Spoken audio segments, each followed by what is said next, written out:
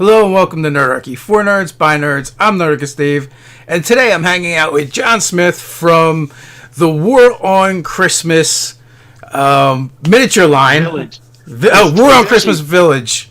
War in Christmas Village. War in Christmas Village. Yeah, I don't want to take the other.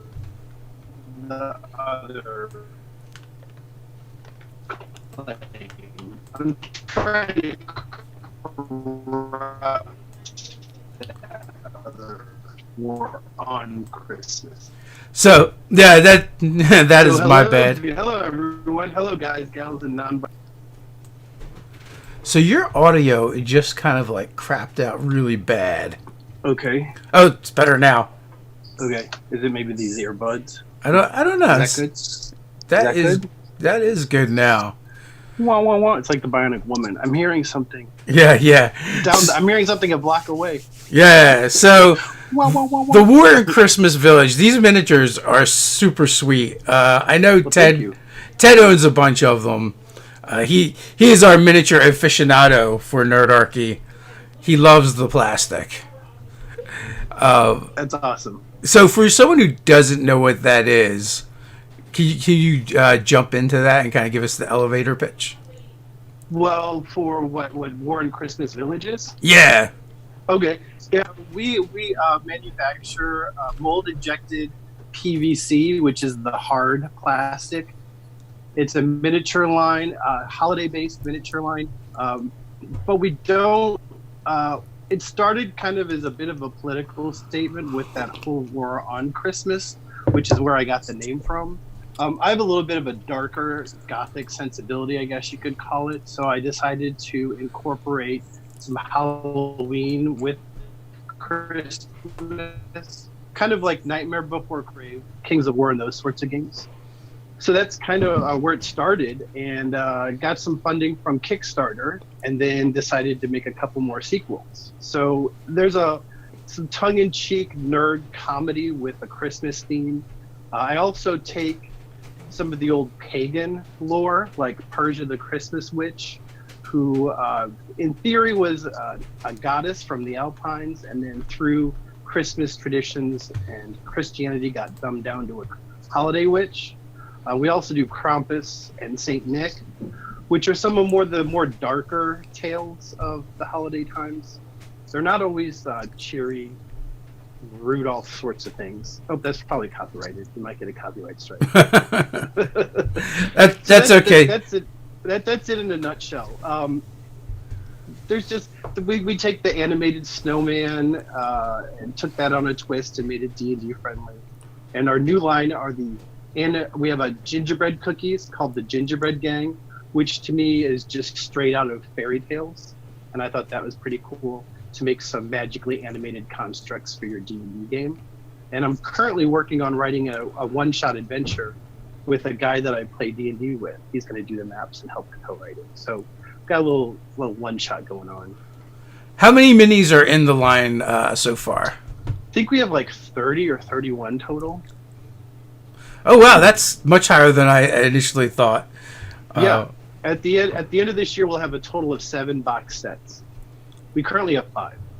Okay. And one of them's not even related to Christmas. That one's the cowboy riding the jackalope, which was just pure shenanigans. It has no purpose. I'm gonna say that right now. It has no purpose other than to get a Snicker. That's it. I screwed up. I had extra room on a mold, like a lot of extra room. I miscalculated by 1 mini. So I did another Kickstarter to get the rest of the funding, and then thought, why not do something that just makes me laugh? And hopefully it'll make other people laugh too. So that's just pure Americana, like from the postcards. Yeah, so did you stat out a giant jackalope? No, I don't. Okay, I would love, I'm all nervous. I don't know how you all do that whole, all the D&D stats without lawsuits and stuff like that. Like, how do people write? I need to talk to you guys about that, I guess, on the side or something, because I don't like, Critical Role won't even say their name. They're like, the world's most popular RPG. I'm like, okay, those attorneys must be foaming at the mouth to go. And then I see other people like, oh, here's our supplement, our non-approved supplement on Kickstarter. I'm like, how do you, what? Well, so there's an SRD, right? The basic rules. Yeah, you I know can that. Okay. you can use anything in the basic rules, and then you can make up your own stuff because you can't you can't actually copyright game mechanics. So Yeah. you just can't say Dungeons and Dragons. So most people will just say 5th edition or most popular fantasy role playing game. Well, but here's the rub though. Certain things are copyrighted. Like I think isn't like Halfling copyrighted, and Beholder isn't a Beholder copyrighted. So the Beholder is, and Treant isn't Treant copyrighted, the certain spelling. Trent might be okay. So basically, if you look at the basic rules for 5e D&D, you can reprint anything in there. You can reuse anything in there. You can mention that stuff. That's all fair game. But when you get into specific things like the Beholder or the Illithid or Forgotten Realms, that stuff is all copyrighted and you can't use. So the open game license Wizards of the Coast uses allows us to use a bunch of their stuff without being sued. But I mean, in theory, you can't copyright game mechanics anyway. So as long as you're not saying their IP, they wouldn't be able to sue you anyway. So I think that's why they did the open gaming license and kind of leaned into it. It made it easier for us to use their stuff. Okay. Well, like a Beholder would definitely be IP. That's a different story. Yeah, yeah. That's not a game mechanic. That's like, this is the thing that we made that we did or whatever. Yeah, so, definitely like story elements, unless they put them in it, and it's surprising like how much they put in that basic rules that like they let us use. Okay. But there are definitely things you can't use like a Beholder. But like all the stuff you're making should be fine. I don't know if anybody owns Jackalope though. It's such a strange thing. I don't even know where that came from. Did you? Okay. No, this is a legit. It's a Western U.S. kind of thing. It started out, I think, in the 20s or the 30s as a postcard, and it's like Ratchet cut the photo and glue it together, kind of Photoshop, because they didn't have Photoshop, and then they made postcards. And people think that there are people that believe that jackalopes are a real creature. Like it's just. Yeah, people believe anything. Well, they polled. I think they polled like U.S. citizens, and it was like there was like an extremely high number of people that thought chocolate milk came from brown cows. So yeah, I believe people do believe that's a real thing. Yes. Well, remember there was that Hershey's commercial back in the 80s that had like a cartoon, and it showed chocolate. Maybe that's where it's the Idiot Box. I don't have one. I don't watch TV, so I call it the Idiot. It's the Idiot Box to me. If that's your thing, go do it and enjoy it. I'm one of those people when people are like start quoting television shows, I'm like So apparently Wyoming is the birthplace of the jackalope.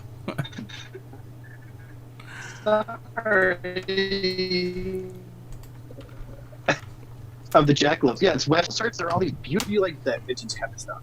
So we just took one of those and made it into a miniature. Because I mean, why not? I think jackalopes are pretty cool. So is there any? Did you research to see if there was any lore around them other than like how they came to be? I knew the lore. I have a taxidermed rabbit head with antlers on it. Mm-hmm. I don't know. I found one at a convention and I bought it. So like I perpetuate the myth that they're real. If someone comes over to my house and sees that, I will tell them it's a real life jackalope, and I'll explain that the females don't have horns because they're females. And there are people that believe that stuff. I don't know. Yeah, well, there's definitely people that believe anything. So yeah, I don't know. I don't know. I think it's interesting. I wish they were real. I wish I could ride one instead of drive a car. Yeah, well, but I think they're always shown as being small, right? Well, there is the one postcard where the cowboy is riding the jackalope. So I think they change shapes. Yeah, I would think in the wild they would be like, if it really did exist, like a D&D monster, it'd be a smaller creature. But who's to say you can't have a big one too? Dire jackalopes, exactly. giant jackalopes. A dire jackalope mount. 2d8 ram damage. I'm just wondering if anyone actually owns the copyright to the jackalope. I hope not. Can I tell you? I hope not. Yeah, you sure can. If so, it'll be a limited edition, folks. Get them now. Get them while you can. I mean, it's old enough that it may have even passed in the public domain. Well, I'm hoping so. I don't know. The interesting thing about the miniature line, we just walk that gray line. Like, we walk that fine line between, am I going to get sued by the people who have this copyright or not? You know how it is. You know how companies are. You know, as long as you, like, for the most part, re-envision, and, like, so there was a company that did a Tarrasque mini, and it got canceled really fast because you can use the word Tarrasque because that's a French myth. But what you can't do is literally make the mold the exact same as the monster that Wizards of the Coast owns. Yeah. I believe. Oh, geez, I forget the name of the company that did it, but they had a lot of troubles. But they created these Tarrasque and called them behemoths, and they completely have a different look to them. But you know, so they were able to do it, and they're gargantuan miniatures, so they're ginormous. Like, Ted has two of them, which is cool because they each have like a claw upraised, so if you position them just right, it looks like they're high-fiving each other or going for the handshake. Those things are gorgeous, and you could totally do that, but you just can't take someone else's IP or image and then just make it three-dimensional. But so you have a lot of flexibility. Yeah, you have to change it, or there's a gray area where you can be like, well, it's satire. But it's still risky. It's still, regardless, it's all risky business. But like, there are companies that make fake beholders out there. They just don't have the proper number of eye stalks, or they have a little slight change in them, or something like that. Yeah. So, like, there are people that do that because I get requests. People want me to make some kind of snowball beholder thing, and I'm like, I don't know if I want to go there. Yeah. Like, give me a minute. Plus, I kind of want to move away from the holiday for a minute. It's not the Christmas theme. It's I'd like to do something that I could have in production year round versus just like once a year, because it's hard to do that. Everything comes at once. And 2 years ago, we missed our deadline because I had a new representative and we just didn't get it out on time, and that killed me. That was a whole season of no sales. Oh yeah, I imagine that'd be brutal. It was brutal. It was very brutal. And then I had Kickstarter backers yelling at me and pre-order people yelling at me. I'm like, okay, and I'm just trying to make it through and get the stuff from China. You could have no problems, and you'll still have Kickstarter. People are yelling at you just because they didn't read anything. Oh yeah. I can only imagine. You guys had what, thousands of backers, 2,000 or something? Just over 4,000. Yeah. Okay, I can only imagine. That's like a job for somebody to manage that. Over and over again. Just the comments. Yeah, it's the same stuff. You get the same question over and over, and it's like, okay, I just answered this. Over and over again, we get asked, when is it going to be delivered, right? And it's like, I don't know, it's on the Kickstarter page, but sure, here, we'll answer this again. Here, let me Google that for you. Yeah. It's like, I mean, every Kickstarter puts that information. I mean, in all fairness, some people have never used Kickstarters before, and the Kickstarter pages tend to be long. But, I mean, the information is there. Although we just put out an update last night, letting people know we were going to be delayed a month with everything going on. So we had to switch our printers and move things around, and it looked like we were maybe going to get in just under deadline, but no, we're going to be pushed like a month. But what are you going to do? Apocalypse happened. Well, I think the nature of the Kickstarter, the platform, is that your diehard Kickstarter backers, they realize that there are delays. Yeah, it's the folks who see it on Facebook and get a pre-order that who don't really understand how manufacturing works, those people can be problematic, like insane problematic. But that's just people, I guess. I don't know. Yeah, it's part of the it's part of the gig. You're just gonna have to deal with it. So I think you kind of answered this question a little bit, but I haven't actually asked it. Have you considered doing wars in other holiday villages? Well, my personal favorite holiday is Halloween. So I would like to do a Halloween, but I think my next project might be for Gaslands.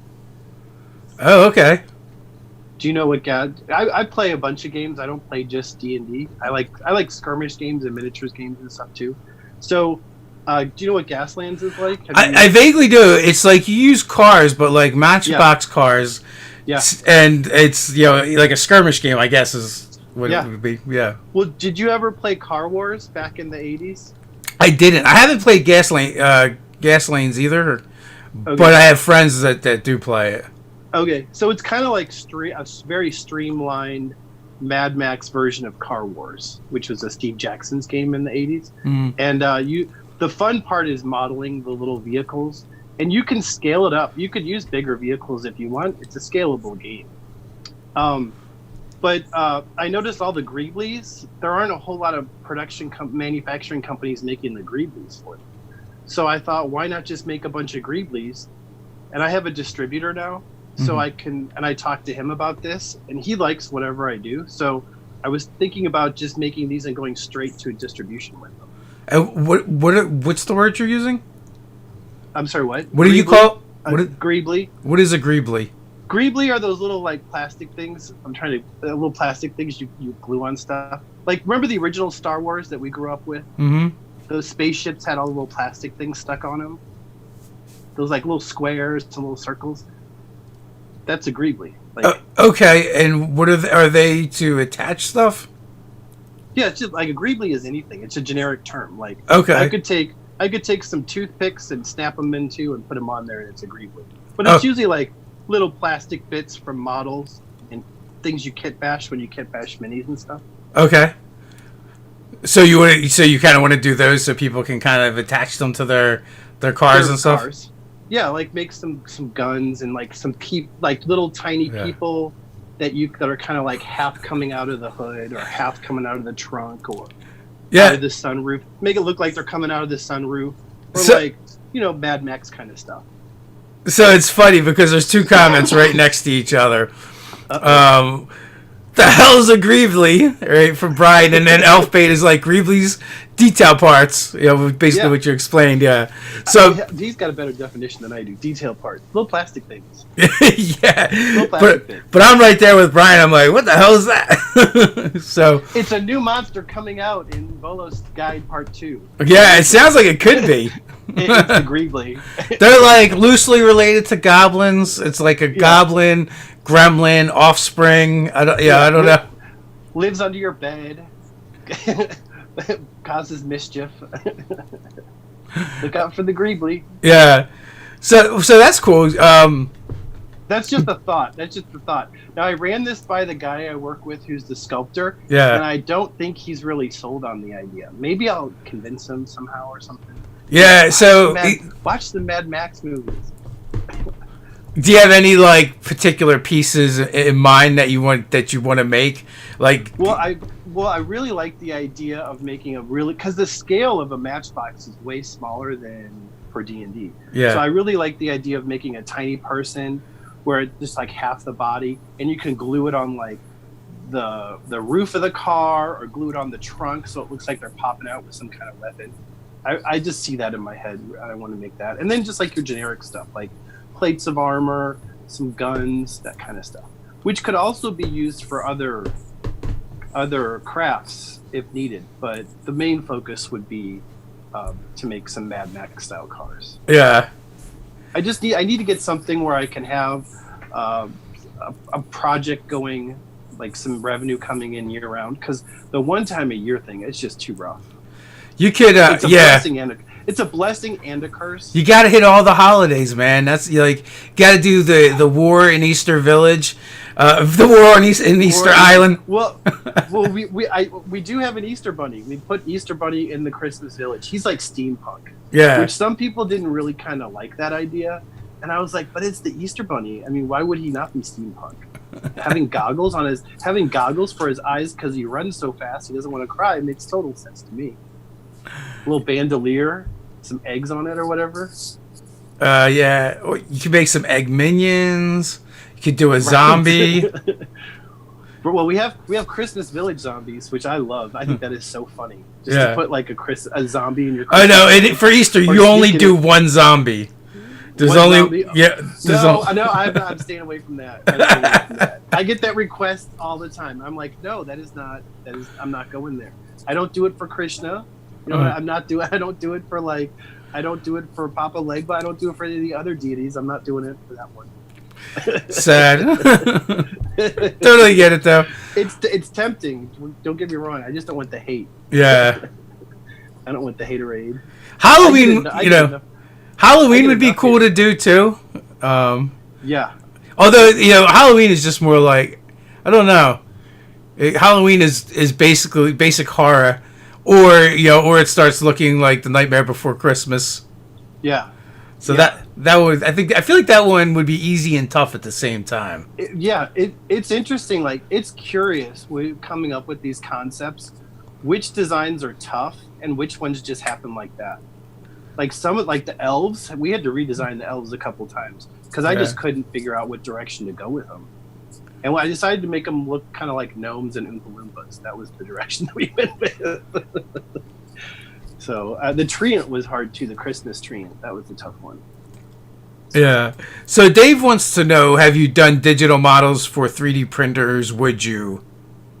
With our last Kickstarter, I'm moving into that realm because I think that's where miniatures are going. I think that's kind of where the industry is headed. So I did offer some of the minis as 3D prints.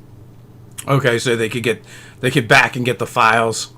Yeah, but I'm not offering that on our pre-order. I think what I will do is upload those to a store where people can just buy them. Okay, makes sense. But that's a realm that I don't know anything about, and it's something I need to learn about. However, I don't like to tinker with things, so like I don't really want to get a 3D printer because that's a lot of tinkering. Oh yeah. Like a lot of like fidgety kind of stuff, and it just drives me nuts. It's like a riddle, and I can't sleep until the riddle is solved. There's a lot of companies that just make the files. Yeah. And like they'll do the files on Kickstarter, and then at some point they like give them away or something. I don't know how those companies are actually in business. I don't know. I don't understand the model. Well, I think in order to have that kind of business model, you have to be the sculptor as well, because hiring a professional sculptor who understands working on that small scale you're hiring a professional artist, and it's not cheap, and it shouldn't be cheap. Like, I'm not saying, you know what I'm saying? Like, it's just, you need to pay your artists what they're worth. So I think a lot of those companies, the sculptor is probably part owner of that company. Yeah, sure. Or who knows, maybe they have found some dream sculptor on Fiverr for like $10 to sculpt. Who knows? But that's pretty rare, I'll tell you. I don't think that's that could happen, but I don't think that happens very often. So I think also Patreon. I see a lot of Patreon, that business model with those downloadable STL files. Yeah, I don't know. I've seen the Patreon and Kickstarters. The Kickstarters, and then there's like places where you can go and pay money and then download the STL files. So that's a great way to get some passive income if you're a sculptor and you understand the medium.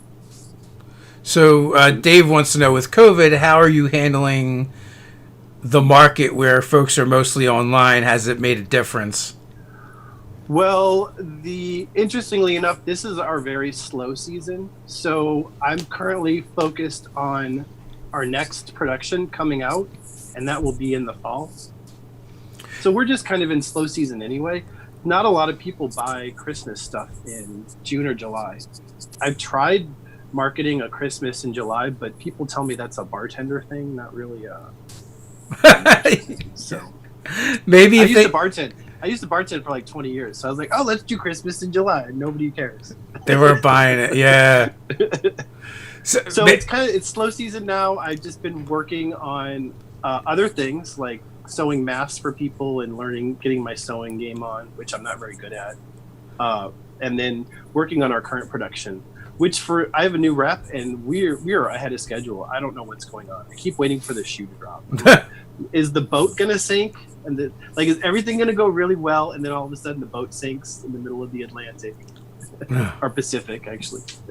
Hopefully not. Who knows? Who knows? Come July, maybe the oceans all dry up. I don't know. Well, no, you know what's going to happen is the boat's going to be coming over the Pacific, and that's when Godzilla's going to come up out of the water and not go. Oh man! I mean, he's going to make sure. He's going to make the shoreline. Right? Yeah, that's next, right? It's on the bingo card somewhere. Godzilla's going to make the shoreline, and the boat is going to be like wedged between those spines. Yeah, you're going to be exactly. You're going to be like, "There's my stuff right there." Yeah, it'll end up in the States, just not in a good condition. Yeah. Luck of 2020.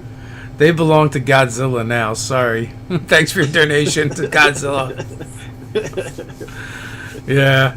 What are you going to do, man? What are you going to do? Thanksgiving, man. I think that Thanksgiving might be a good holiday. Some monster turkeys. Well, you could also do like really good pilgrim, like Witcher, like witch hunters. Yeah. With the pilgrim look, that works. And plague doctors. Plague doctor would be good for. I've been wanting to do a plague doctor for years, and look what happens. Missed opportunity. Opportunity. I wanted to have a lady plague doctor. Yeah, but I don't think anyone would want the plague doctor now. It'd be like, oh, we thought we wanted the plague doctor, but we don't want the plague doctor. It's too real, man. It's too real. Why you got to bring politics into it? That's what I'll get at. Yeah. Why you got to be political? Well, you don't understand. Plague doctor took 3 years ahead of time. I just didn't know I had this foresight. Yeah, Dave wants to have you talk about the behind the scenes of getting mass printings. Okay, what would you like to know? So, I don't know what they want to know exactly. With the process, I know for us the process was essentially just going around to printers, going, "Hey, you want to do the thing?" But for you guys, I guess it's like since you're not doing the sculpts yourself, you're doing the concepts, right, and then giving them to a sculptor. Yes. And then you're finding a company that will basically mass produce them. Correct. Which sadly has to be overseas. I tried for months to get a U.S. plastics manufacturer. Yeah. Nobody in the U.S. would even call me back or send me an email. So I was like, maybe I have to go to China. So I went to China, and it's been an experience. It's been ups and downs, but I mean, that's anything in life. Do you deal with the company directly, or is there like a U.S.-based middle person? Well, okay, it's kind of tricky. Like, all the board game manufacturers and like the people that do not necessarily playing cards, because those can be made in the States, but any kind of little components that have little plastic bits, like minis, like WizKids, all that stuff is made in China. They just have the infrastructure set up to make it there. Yeah. And I've been able, because you don't learn everything. China's very kind of secretive, so you don't learn everything right away. But I've been able to backtrack because I've been doing this for a couple of years. This is all my theory, strictly theory. I don't have any evidence. Do we need string and a corkboard for this? I don't know what that means. Oh, you never like seen aluminum hat or something? Yeah, the string board with pieces of paper, like connecting the dots. And... Oh, gotcha. Okay, yes, exactly. That's exactly what it was. So I think everything is made in what's called a district. It's not a city. It's not a village. It's like a giant district where people live as well as work. So there's people that come from the rural parts of China. They need a job. They leave the farm. They go work in these factories, and they make game board components. The people I work with, I think they are the representatives So they represent me, the client, to them. But I think they also do some kind of things like maybe shrink wrap the packages or maybe put the minis into the package. I think they do some kind of level of manufacturing, just not all of it. So that's my theory. Yeah, so originally we were going to go with a U.S. company as well for printing the book. I mean, that was our intention. But there was a couple of things that happened. One of them being, everything was shut down. And if we didn't get started on it, there was no way we were going to have it. So we started looking at alternatives. And so another thing that happened was some of our costs were way higher than we estimated. So we kind of lucked out with starting to investigate a different printer because it was literally like half the price, which also saved us because we had like an extra amount that we had to figure out how we were going to cover, which basically made it break even. But initially we had made that move because we wanted to get the books out as close to delivery date as possible, and it just worked out the other way as well. So Kickstarters are fun, and you learn a lot of stuff when you do them. Oh boy, Kickstarters are fun. It's an experience. Yeah. I'm being diplomatic. I've learned some things living in the South. Bless my heart. Yeah, well, one of the things that always baffles me and blows my mind is when I look at some of these Kickstarters, and they're like, "We're going to make a book for $5,000, or we're going to make a book for $10,000,000," and I'm like, "But it cost me six to 3 times that amount just to not make the book, just to produce it so it can be made into the book." Yeah, I mean, artists are not cheap. Like, people think, "Oh, you're an artist, you're starving." No, an artist should not starve. You should pay an artist what an artist is worth, and the artist is worth whatever they ask. Like, that's just how I feel about it. And a professional working artist who is going to get this project done and do it beautifully and on time, that costs money.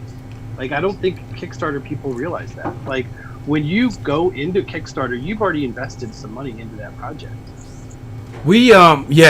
That is so true.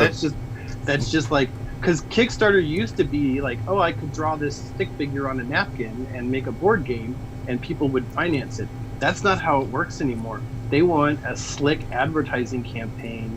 Like, yours was super slick. They want like a slick advertising campaign with some movies and some blinky lights and some things going on, which is not what I give at all. I'm like, here's what I'm like, bitches. I'm sorry. This is what you get. I'm like, this is what you get. Take it or leave it. Sorry, you got to just leave that out. Oh wait, you're not monetized on the channel yet. No.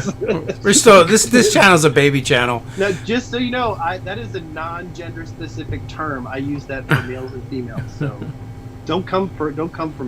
Well, you can. I'll come back.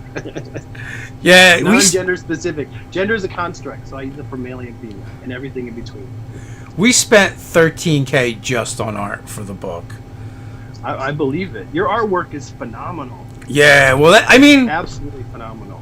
We were really lucky. We found some really good artists to work with, and yeah. I will say though, like, in hindsight, it was very foolish of me to do like one cartographer and one illustrator for the art, because it was like, and then the cover is somebody else.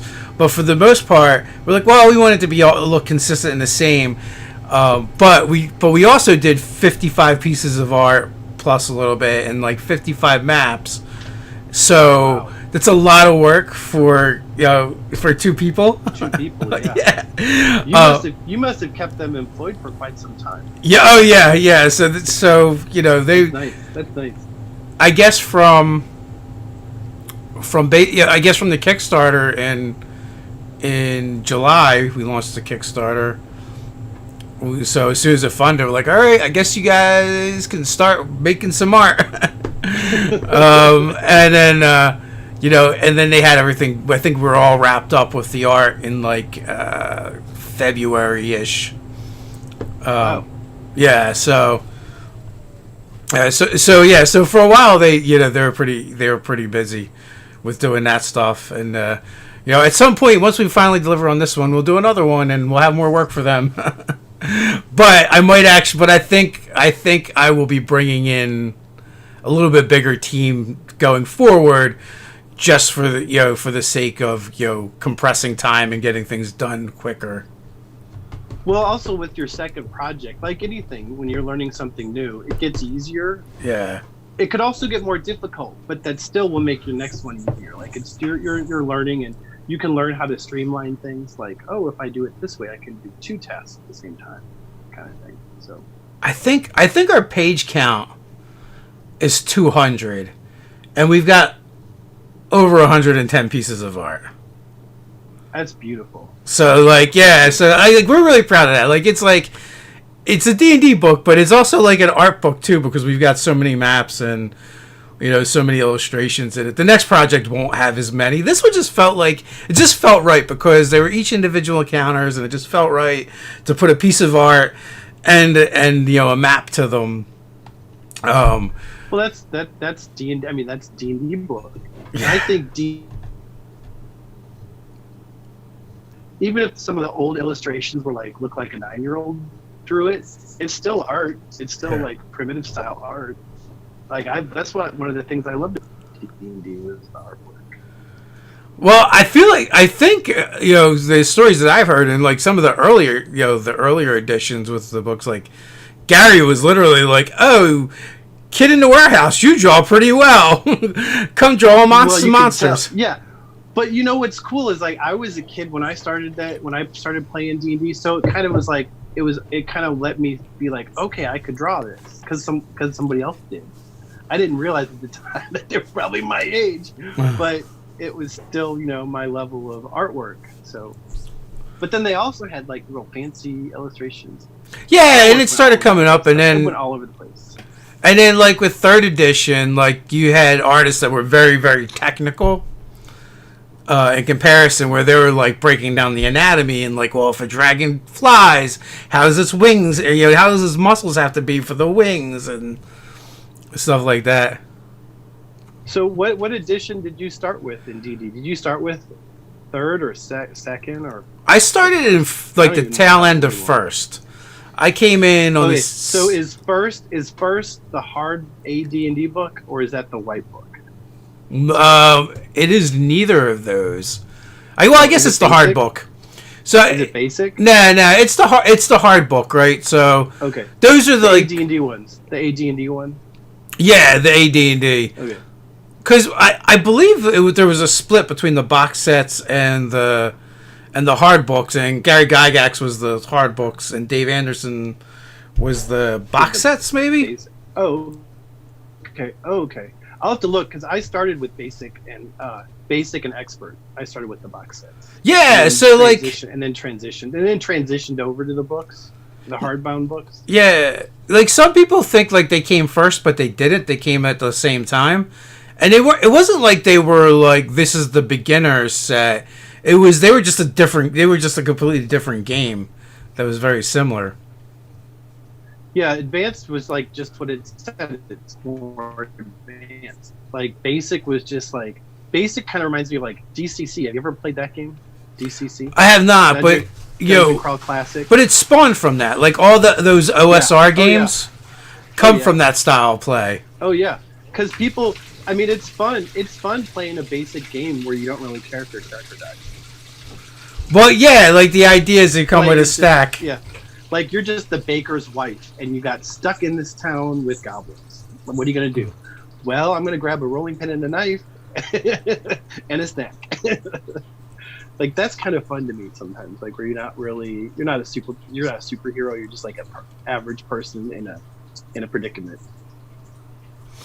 So DCC has have you heard of the funnel system? I have. You know what that is?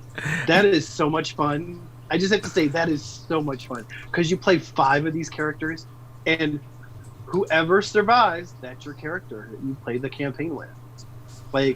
You could have a 3 in wisdom, that person survived for luck or whatever. Darwinism. It should just be called Darwinism. So I guess they're talking about. I didn't really answer Dave's question. Does Dave have another question about the manufacturing? Like anything in particular? I did not see any specifics, but he did. But he did ask, and I think we kind of delved into this a little bit. Have you ever produced D&D content for the minis, stats, or adventures or lairs? You said you're actually working on an adventure. It's in my head. I have to get it out. Like when something gets stuck in here, it drives me nuts. So I'm like, and I'm already crazy, so I don't need the extra help. So I'm like, okay, this is stuck. I got to get it out. And it involves the gingerbread cookies and our Persia mini, which looks like an old lady tiefling. Okay. Or a night hag. She looks like an old lady tiefling or a night hag. So she's going to be the main protagonist. And the gingerbread cookies are the minions. It's tongue-in-cheek humor.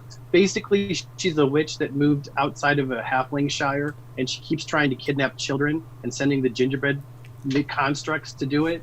But they keep bringing back halflings and a gnome by mistake. And the players stumble across the Shire with, oh my god, all the halflings and so Liberty Gibbets got kidnapped. Liberty Gibbets the gnome. So, like, what are we going to do? And then the players have to figure it out. And it turns out it's the Wicked Witch of the Gingerbread Castle. Nobody would have thought it was her. One of those kind of things. So Dave said he was looking for, like, anecdotes and interesting secrets of the trade. Well, I don't know if I have any secrets. No secrets to reveal. Secrets of the trade. I don't know. Well, that would be who all the people I work with. The secret is we're able to get any of this stuff done. Yes, exactly. Like what I find amazing is that in this day and age, I do this mostly on my phone.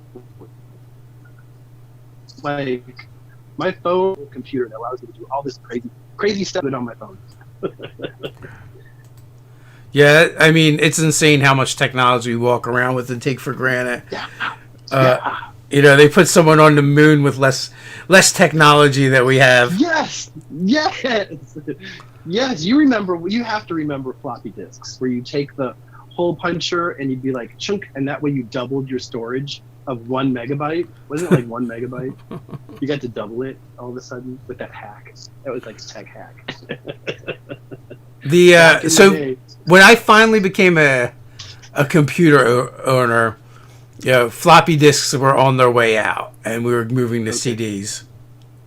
Oh, okay. So you didn't have zip drives or jazz drives or any of that kind of stuff? No, because I didn't actually own my first computer until I was married and had bought a home. Oh wow, you're so tech savvy. I just thought that maybe you had just had it your whole life. No, you're like a tech wizard. I would not use the word tech savvy to describe myself, but no. So like, I was poor growing up, and like, we didn't even have game systems in our house until later. Like I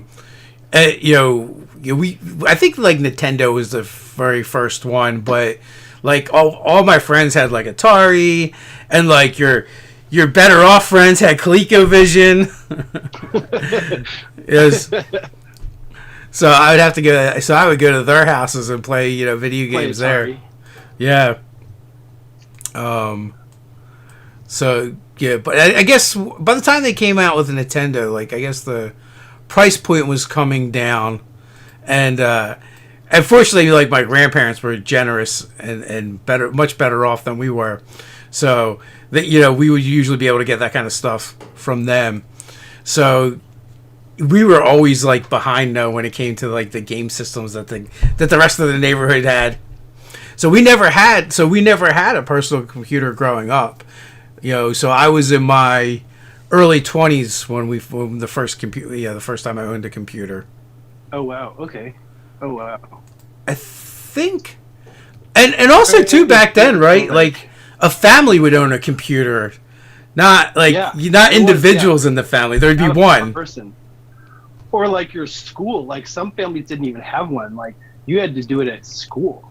Like, because they were expensive. They were not cheap, and they didn't really do a whole lot. Like, my family was like, "Why do you like? What does it do?" And I'm like, "I don't know. I don't really know." Meanwhile, my aunt knew exactly all about computers, but hands we don't have people, so now like do.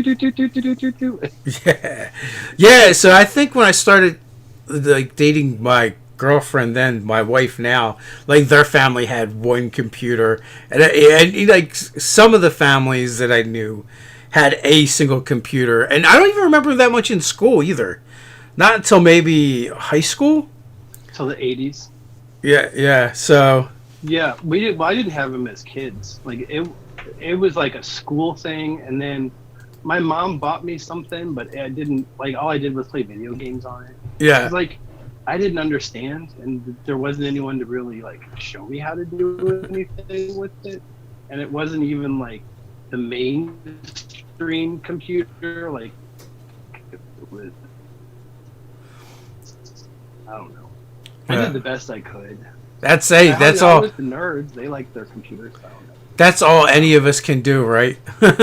And now it's like hang out with nerds. Yeah. Now it's weird because now I've probably got like half a dozen computers in my house, if not more.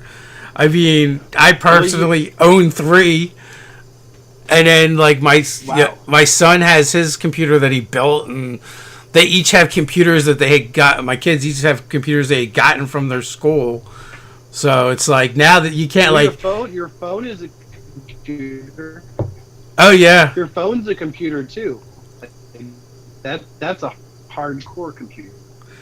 Yeah, that I do so much stuff for Nerdarchy just for my phone. Like, did you ever play Star Frontiers? Ever play Star Frontiers back in the 80s? Yeah, yes I did. The phone system kind of reminds me of like they used to have the PDAs or whatever that would connect. It kind of makes me think like, oh, we're in this. We are. It's kind of stupid. We are in the future. Well, I mean, a lot of that stuff, like, I mean, I don't know what I was watching, but they're talking about. I think they use Star Trek for a lot of stuff, but the things that we have now. That looks a lot like the technology from Star Trek, like, especially if you go to the original series, little flip phone. Yeah, the flip phones, which is exactly what we ended up with. Yes. And now we have all the Bluetooth stuff, so it's like totally the next generation. Yeah. And for today's, do you remember Pee-wee's Playhouse? You ever watch that? Yes. I almost made a little prop with like a can, because he would like with a video phone, like he'd have a can to his ear. I almost did that today. Do you remember when he'd go get the phone call to be like Grace Jones, or Oprah would call him on the holiday special?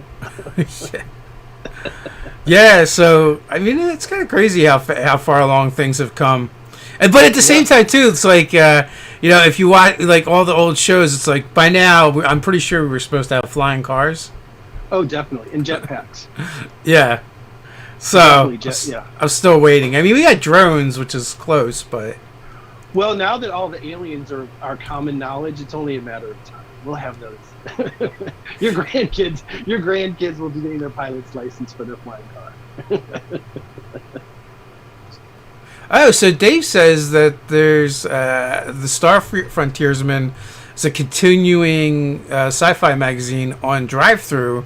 They had a cool 5e port. Really? Yeah, that was cool. That was a game we never played enough of. I feel like I only played like a couple sessions of it, but that's my whole gaming history. It's like when we were teens in the summer, like we would play a different game every week, but just once, and never go back. And then everyone like would bring a new game to the table, play it once. And then we'd never go back to it. And then, like, D&D was kind of always, like, the standard go-to for whatever reason. I remember, like, going that when you go to the hobby shop, the local neighborhood hobby shop, and, like, see what kind of RPGs they had and stuff. That was fun back in those days. I used to, like I was telling you beforehand, my grandmother taught me all my swear words when I was a kid. I was the baby of the family. And so I learned a lot growing up, and I learned how to play poker at a really young age. And the adults thought it was cute, and so that's how I'd go make my money to go buy like, my D&D stuff. By gambling with the adults in your house? Yeah. Well, like it was okay. First of all, I was young. My brain was untarnished by anything bad. I could count cards like nobody's business, and a lot of the adults in my family would get drunk. That was easy picking. That was easy pickings.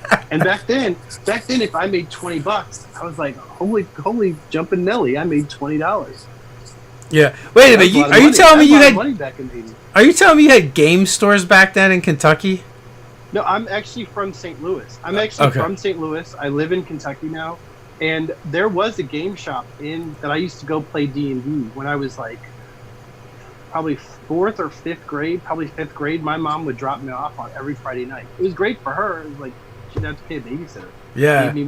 Gave me money to get dinner at McDonald's and drop me off, and back then, parents didn't care what their kids did. Oh no! Back then it was totally different. I used to run around the neighborhood. Yeah. Do all sorts of crazy stuff. It's like the Rocky IV movie. If they live, they live. Pretty much. I mean, I drank out of hose water. Oh my god. Yeah. Matter, your parents told you to. And if you were a boy, you weren't going inside to use the bathroom either. Like, at least like us, we lived we lived in an area that was more rural. It's actually the same town I live in now. I gone away and come back. But it was more rural when we were growing up. But it was never like completely rural. Now it's weird. Like it's not suburbs and it's not rural. I don't know what you call that. It's because all they do is build developments. Okay. So it never gets built up like a city. But at the same time, like all the farmland's going away. So, we would go outside. Like my mom would be like, go out and play. And the door would shut behind you and you hear click, right? Because it just got locked. Come back when I call you for lunch. And now because you've been working her last nerve the whole time. Now as an adult, you know why the door locked. Yeah. So you bang on the door. I gotta use the bathroom. And they're like, pee on a tree. Don't forget to shake before you put it back in. Yeah. So we didn't worry about Lyme's disease back then either, So or the Texas Lone Star tick. I don't remember hearing about any of that. Yeah. That's the one where like if you get it, you can't eat red meat now, or if you get allergic to red meat or something. Oh yeah. Actually, that tick is actually in Kentucky, so it's kind of weird. I don't know. Something's gonna get us at some point. I mean, it's just nature. It's just nature. It's out to get you. Better that than the great white shark, I guess, right? Maybe. I don't know. That could be interesting. It's a good way to go a great out. White shark? Yeah. We talk about. Yeah, I'm sure the bowels would be empty before that shark bit you. I know that'd be my case. So, yeah. Well, it could be worse. You could live in Australia. Oh my gosh. I think every crazy thing to kill you or maim you or just torture you before you die comes from Australia. Yeah, like some scary creatures. Whoever makes creatures, they're just like, let's do this and put this on there and this odd bit. What else does it need? I know, venom. Right. Let's make it poisonous as well. Yeah. But here's the thing, like, okay, if all the creatures that live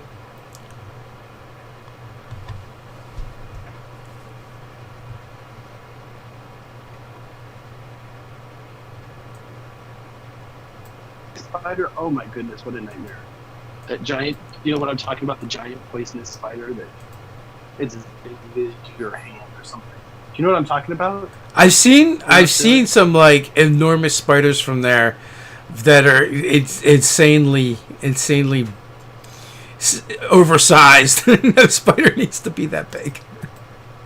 That's probably the one. That's probably, it's highly death web kind of spider. Well, you figure the bigger it is, the more venom it can inject you with. All hail the Spider Queen. Yeah, like literally, like that is a great inspiration for D&D, just or any kind of RPG really.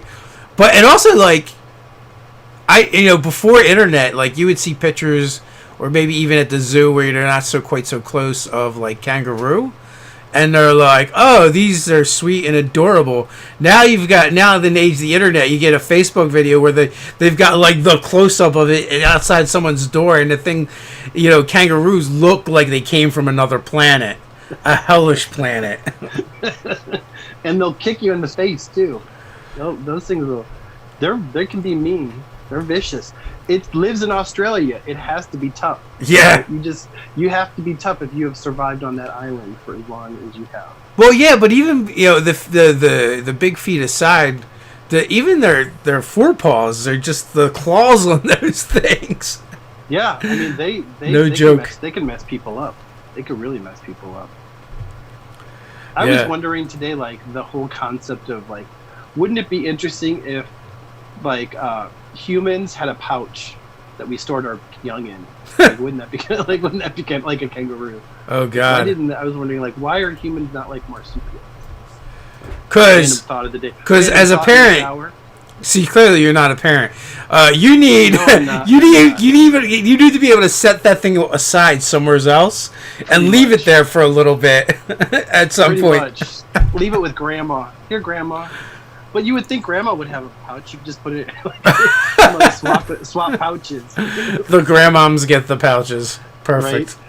I have a cat who would love to like crawl inside of me like an anglerfish. So I get your point, like about you need to be away from me. Yeah. Kids are so darn needy.